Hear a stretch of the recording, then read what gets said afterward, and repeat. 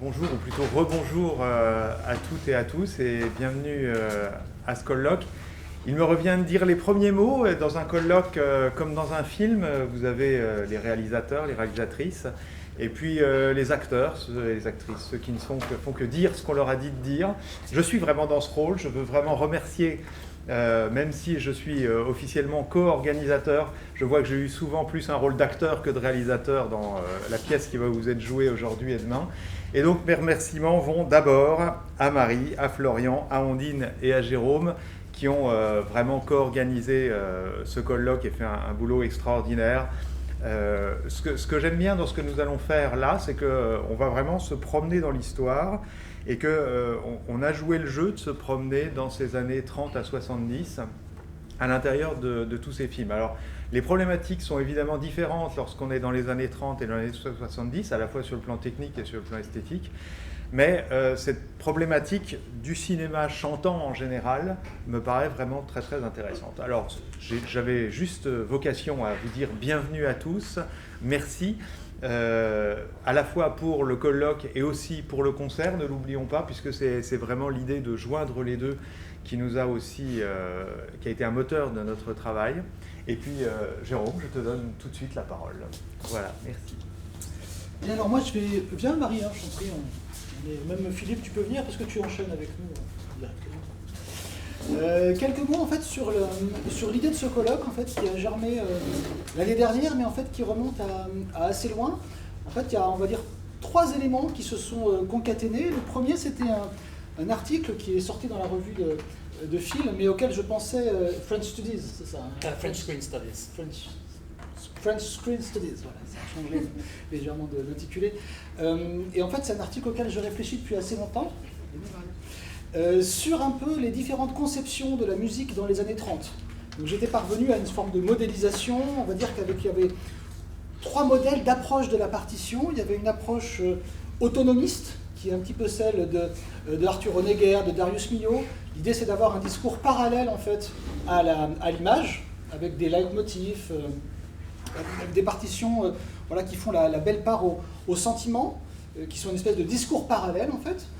Il y avait une seconde conception que j'ai nommée cinématographique, qui est plutôt celle de Maurice Jaubert, d'Alexis Rolland-Manuel, voire de Joseph Cosma. Ce sont des compositeurs, en fait, dont la musique, on va dire, sortie de l'image, est un peu moins intéressante. D'ailleurs, les compositeurs de cette conception autonomiste ont souvent sorti des suites hein, de leurs partitions pour le film. Et donc dans cette deuxième conception cinématographique, ce sont des compositeurs qui prennent pour point de départ par exemple les bruits de la bande son, qui jouent avec les voix. Enfin bref, quand on est sorti du contexte du film, c'est une musique qui a souvent un petit peu moins d'intérêt en elle-même. C'est pour ça que je l'ai appelée cinématographique, contrairement à la musique autonomiste de la première conception. Et puis la troisième conception, c'est une conception que j'ai appelée chansonnière. C'est vraiment prendre le film comme un divertissement, un spectacle.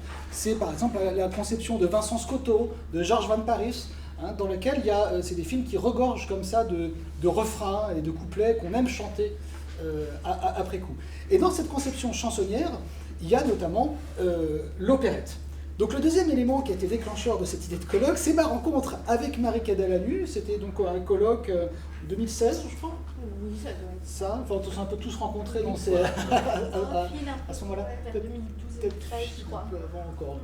Et voilà. Et donc c'est vrai que Marie a fait une thèse, elle va vous en parler, hein, sur vraiment le film musical. Alors pas uniquement sur l'opérette, mais sur le film musical, avec des catégorisations, une chanson, 2 chansons, 3 chansons, jusqu'à l'opérette. Et donc ça, c'était très important. Et puis le troisième élément qui a déclenché aussi cette idée de colloque, c'est ma rencontre avec Nathalie Von Parijs, hein, il y a 3 ans, à l'occasion d'un article que j'ai fait sur les Belles de nuit de René Clair et Georges Von Parijs. Et c'est vrai qu'elle m'a ouvert vraiment les portes de son appartement avec ses centaines de partitions. Et je me suis dit, là, Georges Von Parijs, il faut en faire quelque chose. Voilà, donc d'où cette idée de réunir l'opérette cinématographique et Georges Von Parijs, qui en est quand même un des grands représentants. Voilà. Alors je laisse maintenant la parole à Marie pour un bref aperçu de la recherche, parce que pourquoi c'est très important, je pense, de parler de ça, c'est que c'est vraiment un angle presque mort en fait hein, de la recherche. à part les quelques travaux que va mentionner Marie.